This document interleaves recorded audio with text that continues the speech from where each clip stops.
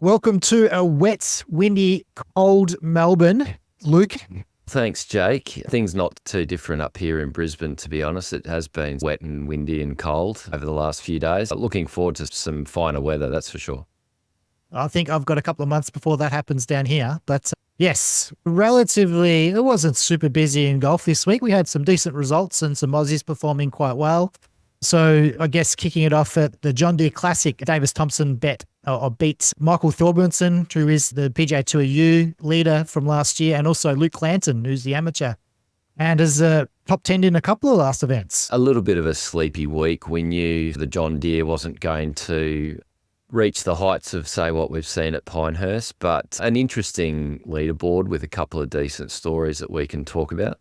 DP World Tour was won by Ewan Ferguson over Micheluzzi. So I think we've mentioned him previously. We're a little bit early, but he's starting to find his form and find his feet. And as we said a few episodes ago, when he gets going, he goes low. We were early adopters on the Micheluzzi train, but it's good to see him on the up. He'd be happy with his showing this week over there in Germany. The Asian Tour was a great finish with Ben Campbell holing some putts in those last couple of holes, beating out John Catlin. So I watched the Sunday night. That was good, so I'm looking forward to discussing that. But let's get stuck straight into the John Deere. So round one sort of started with, I think it was round one, was Hayden Springer with a 59, wasn't it? Another one joins the 59 club. So I think his round included 2 eagles and 8 birdies, and he shot a remarkable 27 on the front side. Really lit the place up. We know that people can go low at the John Deere. I think it might have been ball in hand too, live, clean, replace, which we see far too often on the PGA Tour. And of course, another one joining the 59 club only reinforces the debate around, has technology gone too far? Do we need to see a rollback of the ball and or the driver? I was thinking about how we define this now, whether we have to move away from a set number and maybe look at under par. So 13 under par as being like the benchmark. But even doing that, the courses, I think what really has to happen, the par has to be reset for these guys. And that's the only way it's going to make any sense, because if they're going to continue to dominate these courses, then par is not 70, it's not 72, it's probably 68. For this particular, it's probably a 66 for these guys at the John Deere. If you have a look at the scores of Davis Thompson, he had 63, 67, 62, 64. You'd be happy to shoot any one of those scores in one round out of 4, let alone all 4 in the low 60s. So I think you're right. Any hole you're hitting driver 9-iron into just simply can't be a par 5. And we're looking at like Aaron Ryer's T7 at 21 under. Is the same. He's had 4 rounds in the 60s, he's at a 63, 65, 66, 69. So it's not a par 70. Where are you on the technology debate and the rollback of the ball and or the driver?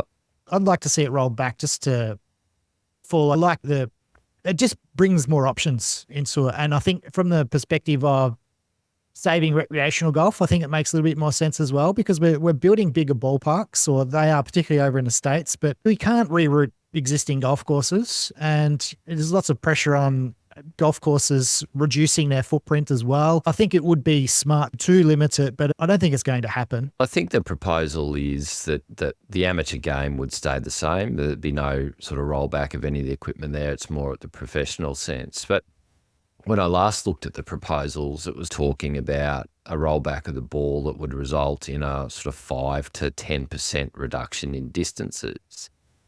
And I just wonder whether that's just too marginal to really change too much. When they're hitting them 340 and you're taking off 5% of that, you've still got drives well over 300. And so I think it will make that much of a difference. Obviously, it will make some difference in terms of, instead of hitting driver 9-iron into a par 5, you might be hitting driver 7-iron, but I still don't think driver 7-iron should be par 5 for these guys.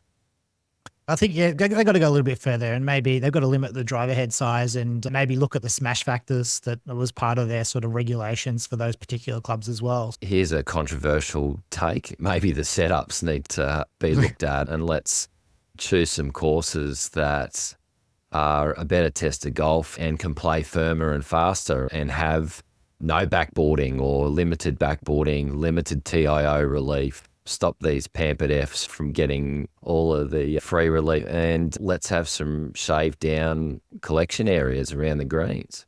We're not going to see that on the PGA Tour. We've seen, obviously, the backboarding and the DP World Tour is something which is just They're leading as bad. into it.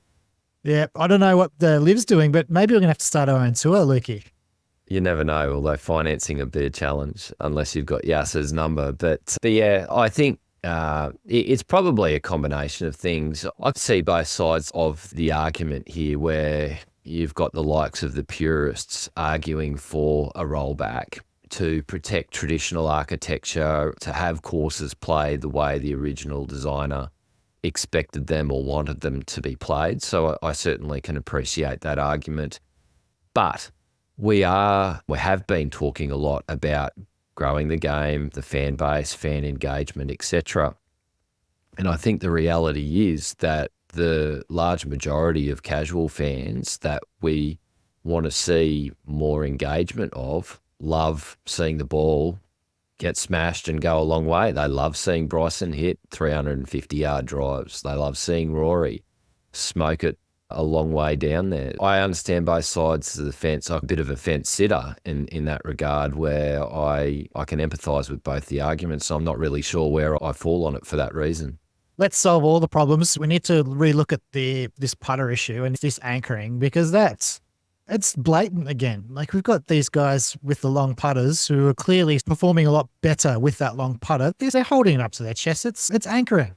Who are you calling out specifically? We have seen, as you say, weaker putters transition to the longer putter, and they've been successful. So Lucas Glover comes to mind in terms of the success he had in the FedEx Cup season last year, having transitioned to the longer putter. And as we know, Adam Scott had a great career with the short putter, but no majors. And after he had transitioned to the longer putter, that he secured the Masters. But who specifically are you calling out more? Even really, it's someone like a Bryson, like, who's anchoring against that forearm. And that's anchoring. There's no doubt about that as well.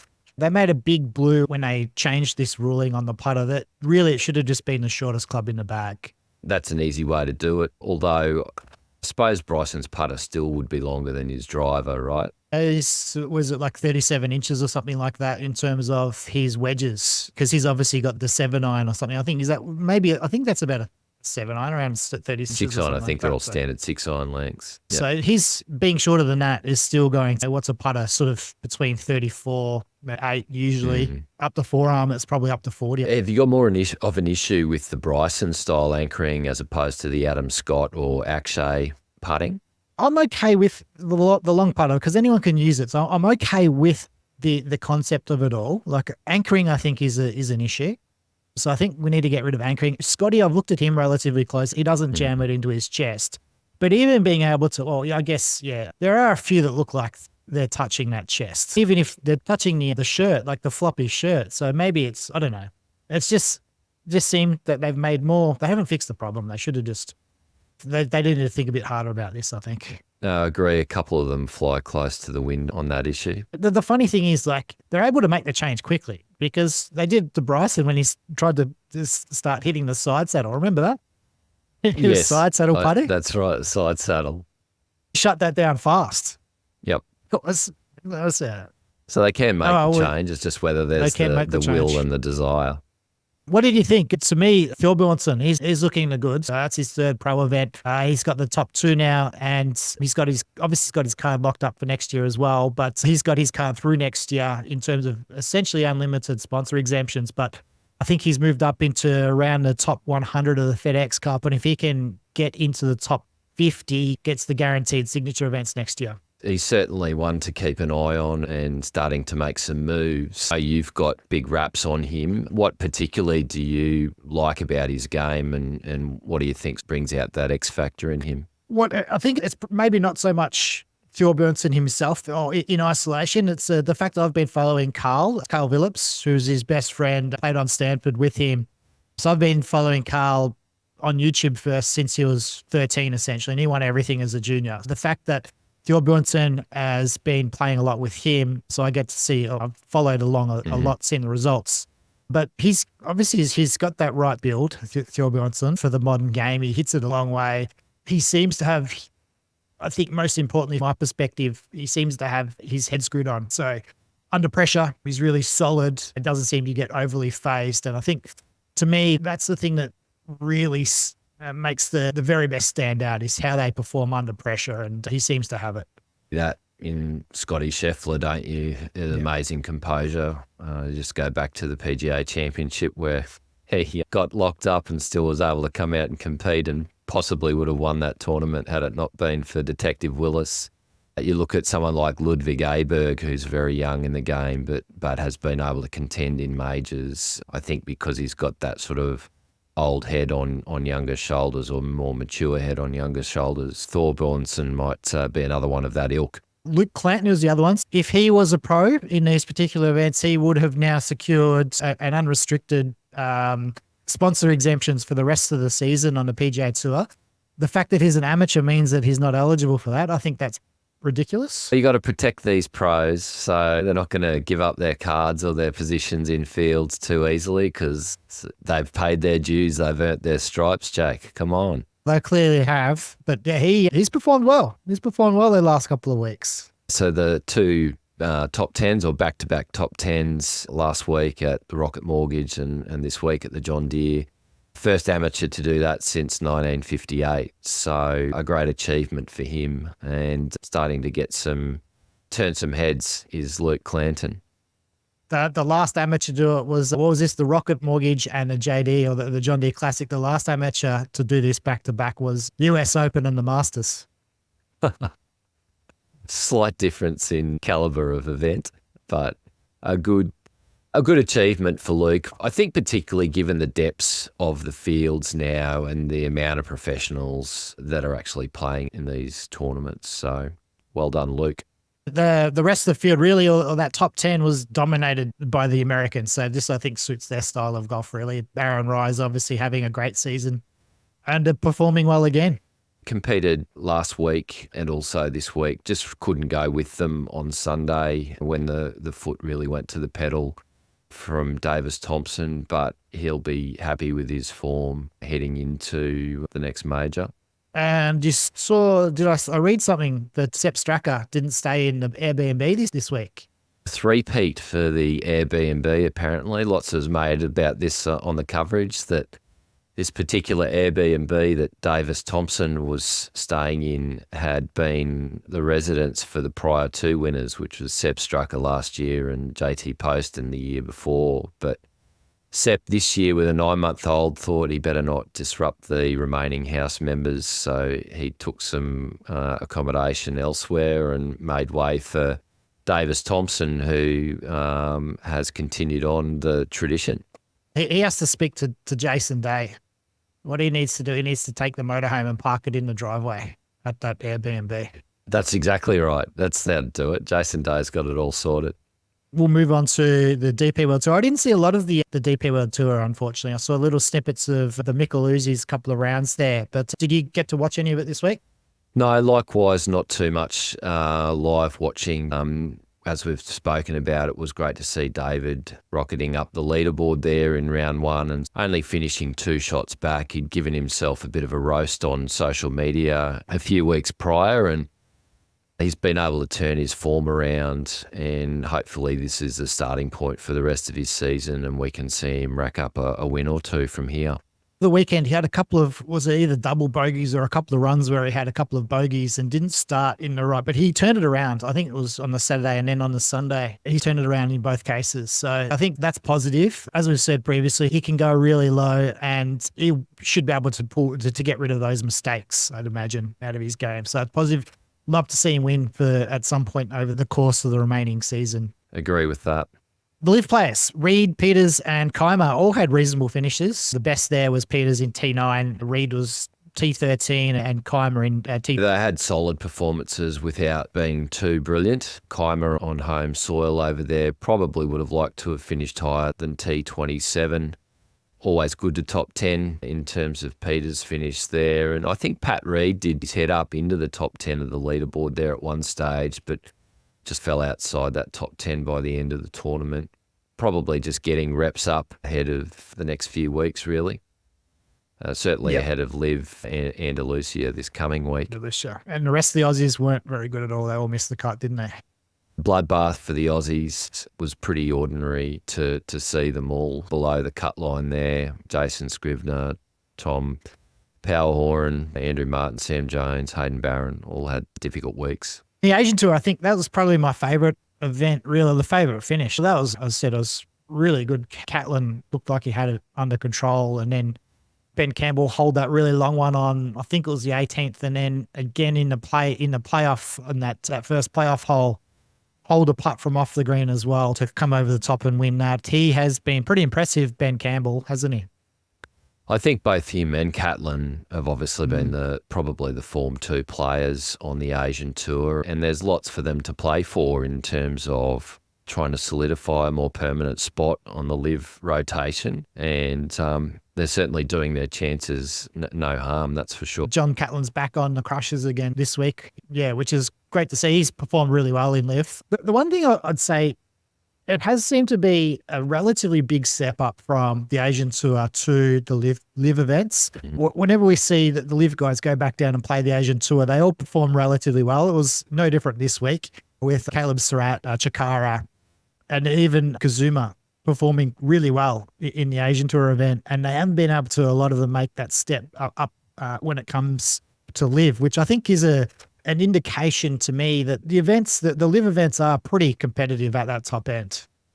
They are, and I think you probably have two halves of the Liv field, don't you? You have the say the top 24 that often have world-class players littered all the way through it, and then you do have the bottom half. But I wouldn't say that's too dissimilar to what we're seeing on the PGA Tour, where we're often talking about PGA Tour A, PGA Tour B, and whether there needs to be some sort of segmentation that happens at that tour level. So it does go to show just how hard it is to get to that next level where you're competitive, and then to actually win is another level again. You can't underestimate how good these guys are and how hard it is for them to get the job done.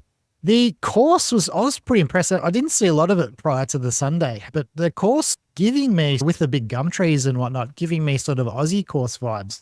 Felt the same, and it certainly provided a great setting for that Asian Tour event. And I don't know, maybe they are getting Australian vibes on the Asian Tour, because they're looking to bring one of their Q School events down here to Victoria in September. I think it's the third season in a row they've had a Q School event here. The first was at Rosebud, just maybe a couple kilometres from where I am. Yeah, that was the first one. And then it was moved across to Mount Derrimut for at least last year. I'm not sure if it was a year before that as well. But yeah, they're obviously also expanding into the US as well with some Q schools there. So that tour is really benefiting from the injection that the PIF has put into the tour, aren't they? Definitely. So I think there are 2 events in the US announced, and then the remaining 5 were going to be in Thailand. What can you tell us about Mount Derrimut? It's a bit of a change from Rosebud, which I understand is a very beautiful and sandbelt-like course. What's Mount Derrimut like? Nothing really at all. It's on the western side, so there isn't a lot of great golf. I don't want to get people's noses out of joint. Don't want to get too provincial, mate. There's not a lot of great golf out that side until you getting back down into the Ballerines. I think it's a relatively modern sort of, I'm going to say, housing estate style of course, or housing development style of course. So I don't have much at all on it. I've seen a few sort of photos, or it looks okay, but it's nothing. It's not finding its way to the top of any lists at all. I wonder how the course selection came about. It'd be interesting to understand the background and the criteria for that. You've got to think it has to be something to do with probably with access to the airport, to the city, to accommodation. Down on the peninsula here, we're a long way, and probably even depending on number of participants. I'm not sure if they've got the 2 courses over. The Rosebud did anyway, but we're a pretty long way down here on the peninsula, and there's not a lot of public transport, so it's not an easy spot to get to. The Moona Links was built originally to essentially house the PGA of Australia, and also for as a tournament course, the Open course. So the idea was that it was going to be, I think, the venue of the Aussie Open, and that didn't last long. There's a great sort of training facility down here, which Golf Australia uses every now and then, but they spent a lot of money to build all of this, and they quickly realized once they dropped the dollars in that it just wasn't feasible in terms of the infrastructure, the accommodation, public transport and whatnot. It'll be a good event to keep an eye on, that's for sure, and a good opportunity for aspiring Aussies to try and get their card. I think it's a really good sort of pathway for these guys now. Still close to, you can base themselves in Australia and do some swings up through Asia. I love watching it. It just falls into really good time zones for us Aussies in terms of watching golf. Yep. Let's switch across to the events this week. So we've got a big few weeks coming up. We have the Scottish Open at Renaissance Club. We've got Live Andalusia, and the ladies, the Evian Championship on the ladies' side. As you say, at least a big fortnight of golf coming up with 3 great events this week and then the Open Championship next week. Co-sanctioned event at Renaissance Club for the Scottish Open, and an A-grade field, you'd have to say, including the likes of McIlroy, Xander, Hovland, Morikawa, Spieth, JT, etc. Good to see that there'll be 10 Australians, I think. At least last time I checked the field, there'd be 10 Aussies teeing it up. Minwoo will be leading the charge, Adam Scott, Cam Davis, and then a number of them coming across from the DP World Tour, including Micheluzzi, who should bring in some good forms. I think this is going to be a great event. It's great time for us in Australia as well. As you talk about it, it's nighttime golf for us to watch, kicking off, I think, on Thursday afternoon from about 5:30 p.m. It'll be some good watching Thursday through Sunday for us. No doubt McIlroy will win this one. He's a short price in the betting markets, and he's the defending champion. He'll win this one, but not next week. Is that what you're saying? Correct. Yes. He's had a break, and that was a great finish last year as well. Him and Bobby McIntyre, wasn't it? The 1-iron, was it, I think, that McIlroy hit into the 18th. Just incredible. It's produced some really good golf too, this Scottish. I'm looking forward to it. Although Renaissance Cup. I was going to say, although it's going to be hard to juggle all the golf for us Aussies because it's all going to be on at the same time. Of course it is. Of course it is.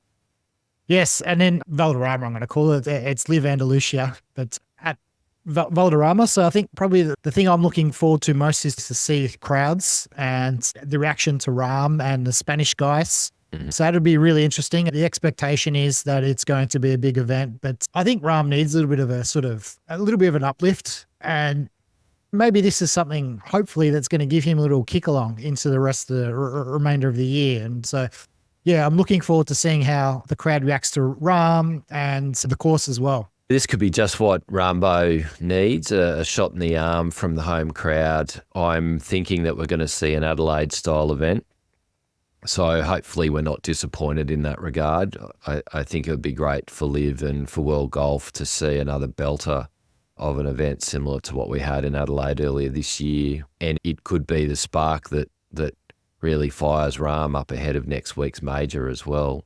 If he can get into a groove, play some good golf, that's going to be infectious and might be the momentum he needs. Being a tune-up for a lot of these guys for the Open, it's going to be interesting to watch Cam, who's been a little bit wild with, in particular, the driver. This is going to be a tough track for him if the driver isn't on.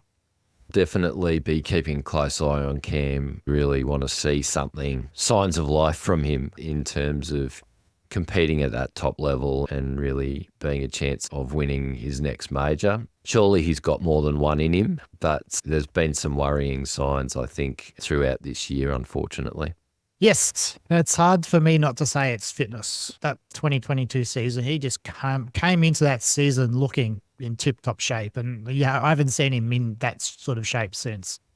No, and he obviously had a big off-season back here in Brisbane. He got married, really enjoyed time with family and friends over that Christmas and New Year period. So hopefully the few weeks they've had off now, he's been knuckling down. I do think he'll be pretty disappointed with his results so far this year, and I hope we see him turn a corner in the next week or two. The Evian Championship, we touched on it earlier. And that's also in France. So as you say, all the events competing against one another. I don't have a lot to contribute to that particular conversation at all. Obviously, it'd be good to see what Minjee does and Hannah Green in particular as well, the two sort of main Aussie hopes. That's right. Hopefully we can see Minjee build on the disappointment of missing out at the US Open and maybe snare or snare this particular event. It'll be interesting to see how Nelly goes coming back from the dog bite, whether that's got any lasting effects. And then, of course, you've got Celine Boutier playing in front of her home crowd, which is always a big bonus when it comes to a major. So I think there'll be some good golf all round. There'll be a lot of channel surfing, also platform surfing, because Liv will be on a different platform to what we're going to see the Scottish and the Evian on as well. I feel like we're complaining the Americans having to switch from NBC to Peacock to Golf Channel. At least we don't have to put up with the ads they do. And KA as a platform, it's expensive, but it's pretty good. You can watch the multi-window, so that's good. We were able to put on the events on that and then open another browser window and put on all the live stuff as well. I'm still on the Foxtel box. I just flick between the main feed and the featured groups, which I think is between 503 and 505. But yeah, it'll be certainly a weekend of channel surfing as we watch 3 different events all at the same time. I took advantage of the KO, the multi-screen function. On Sunday night, I had the Formula One on, and so in the main window, and then I had the DP World Tour and the Asian Tour sitting on the side. So switching across screens depending on what action was happening there. But I do like that. That's a good thing about KO, actually. Yeah, that's great. It's pretty expensive. Yeah. Now, we had the Open final qualifying. We had Abe Answer. Who was the other live guy that got through? It was Abe and... Name just escapes me at the moment. We should know this. You know what? We know Sergio didn't. And yeah, there was a bit of controversy around his failure to qualify. He finished, I think, a couple of shots back of being able to make a start at the Open. And he was put on the clock during his qualifying round. And you can see some footage. There was some video footage that emerged of him getting narky with one of the officials, complaining that it was actually inadequate crowd control that led to his slow play. But I did see he came out afterwards, and after he failed to qualify, with a fairly gracious post on X, sort of thanking the fans for his support, not just turning out to that qualifying event. I think there was an unexpected rush of fans there to actually watch that event, but certainly all of the support he's got from fans in all of the majors. I think he talked about 94 or 95 majors in his career. Was gracious in failing to qualify, although some might say it was a bit more of the Sergio people expect, him bearing up at an official during that final round. I saw that little clip. I didn't think much of it. Like, he was clearly agitated with the marshal there, but it made complete sense. They're putting him on the clock for something that he has no control over. They're controlling the crowds, and I thought potentially it just was maybe a lack of awareness by the marshals to be able to actually do that to that particular, in that instance when it was clearly outside of the player's control. Live player, is he put on the clock? But if he's not a live player, they're not having those crowds there, are they? That's good. You could be saying that it's live specific or live related, but I think it's just, as you say, caught unaware, although the same thing happened last year. So they should have made those same allowances. And he was playing at the exact same venue as last year as well, where this particularly happened. But yeah, just a lack of awareness. But they seem to have fixed that up for the second round in the afternoon and put on a lot more marshals. And I think that sped up things as well. But yeah, I think for me, on X, there was a few sort of snarky replies from some in the media around Sergio being his old self, and I thought that was pretty poor form. He's an easy target, and look, like all of us in our years, you've done and said things that you possibly regret later on down the track. I do think Sergio showed a bit more maturity in recent years, and that sort of stuff that has got the usual suspects in the media hot under the collar doesn't really attract much or warrant much attention from my perspective.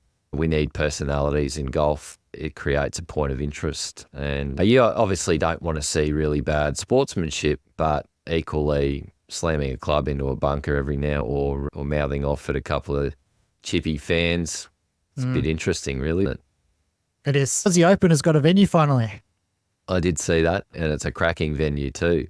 It is, yes. Going back down to Kingston Heath with Victoria as the backup. I think it was switched around. Last time I was down here a couple of years ago with Victoria being the main host and Kingston Heath playing backup on the Thursday, Friday. So that's good. Great to see Sandbelt Golf again. I absolutely love watching that. They certainly took their time, didn't they? To the point where we were worried whether there was going to actually be an Australian Open. But fantastic venue at Kingston Heath, one of the best courses in the country, if not the world.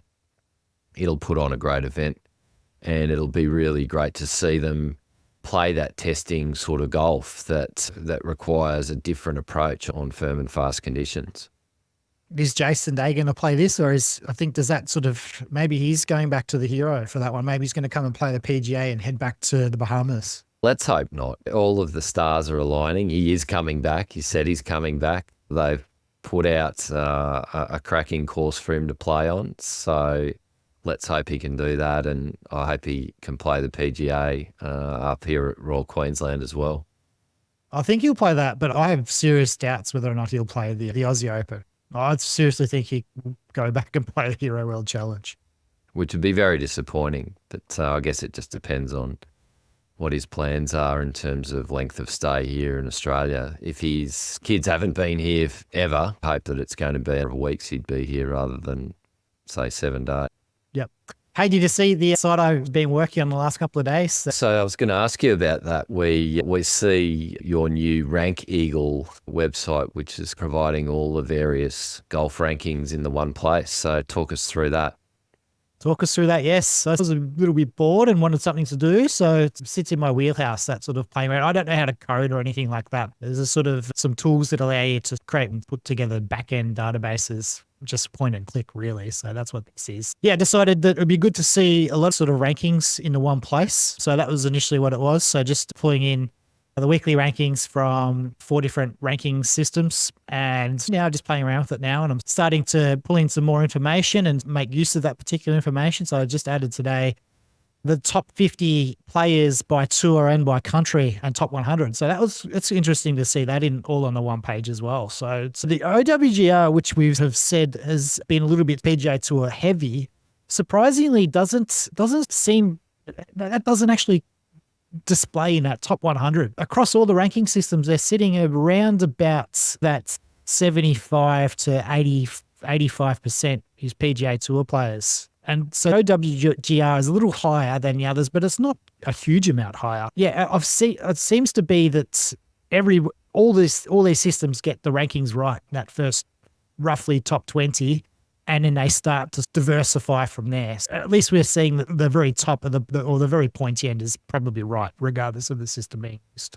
It's interesting, the discussion and the rhetoric a lot on X is that the OWGR is irrelevant or fast becoming irrelevant because it hasn't worked out a way to properly rank the live players. And I guess that is my sort of take on it as well, without looking at the data, but maybe the data doesn't bear that out as much as the rhetoric would say. Said that, I do think the fact that the OWGR has allowed a vacuum to open up as a result of the controversy has given rise to these competing ranking methodologies. And I think that's a good thing, because as your site now shows, you've got different ways that you can look at players, OWGR, Data Golf, and a couple of others that you can look on and compare and contrast. We're even seeing a little bit of uptake with the Tuga guys, or the Tuga rankings being used to put together the qualifying, or the Q school for live, and some junior events as well. So there is an awareness out there of a lot of these other ranking platforms, and whether or not they start to reduce the dominance of the OWGR, I'm not sure. But I don't know. At some point, the OWGR just has to start ranking live, don't they? They do, but you have the argument of why should they conform to live? Live should be conforming to them. I think it's going to require some give and take on both sides before an agreement's reached. Or I suspect one of the bargaining chips that Yassir is using in terms of the discussions with PGA Tour is that if you want my money, we have to sort out the OWGR and majors pathways for live players. The other breaking news today, wasn't breaking anymore, it's news from today, was that Tiger isn't going to be the Ryder Cup captain. No, Keegan Bradley. Surely this is a make good on him not being picked in the Ryder Cup at the last time round and the spot being given to JT instead. It's pretty crazy. Like he's 38 or 39, I think, and he's still top 20 in the world. I would be offended if I was him because he's probably thinking, I want to play, right? It's crazy. It's crazy. Is he going to be a playing captain to pick himself?